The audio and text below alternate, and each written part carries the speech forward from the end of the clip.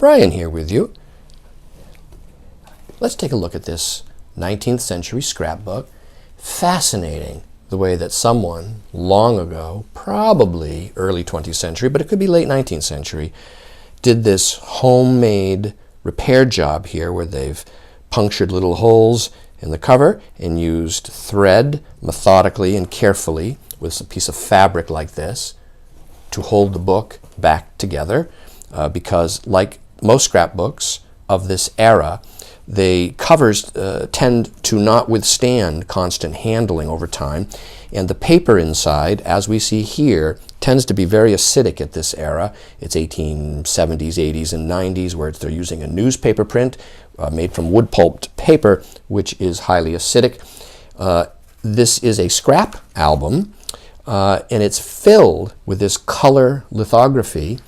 At this time, color printing, of course, was a luxury in the press and confined to trade cards, Sunday supplements late in the century, perhaps seed catalogs, things like this. But color was not widespread in printed society or printed in the printed mediums that were available to the reading public. And so people often composed these albums full of colorful scraps as a color book to look at for eye pleasure.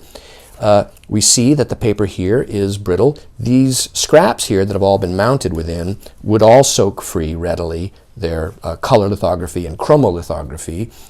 This looks like a prang, for instance. It's curious how someone has bound some of the pages in upside down. They evidently, it's amazing what people do to books in the past. Yeah, it's very interesting. But at any rate, you see here there's hundreds of these little scraps, and these would all soak free and could be used for modern scrapbooking, etc. This is very nice because it's from San Diego, California, a specific location. It probably has a calendar or some advertising text on the reverse of it. Printed here, lithographed by Crocker in San Francisco. So that's very nice. That scrap right there alone has some value in and of itself. Here's another one. Yes, on heavy card. A lot of these scraps are printed on heavy paper, and there are some trade cards and greeting cards, name type greeting cards mixed in, like so. And somebody spent a lot of time composing an album like this.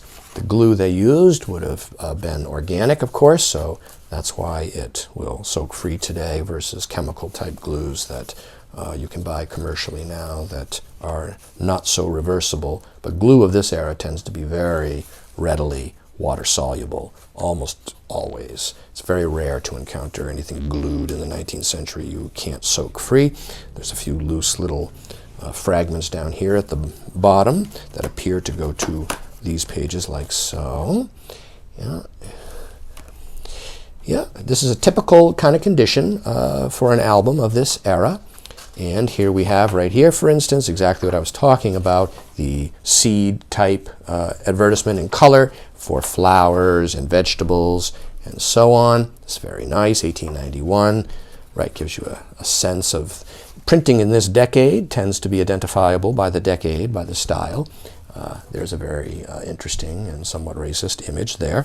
And so you've seen now the entire album, front to back, how it survives, sort of an American artifact, and it is available now online from me, Brian DeMambro.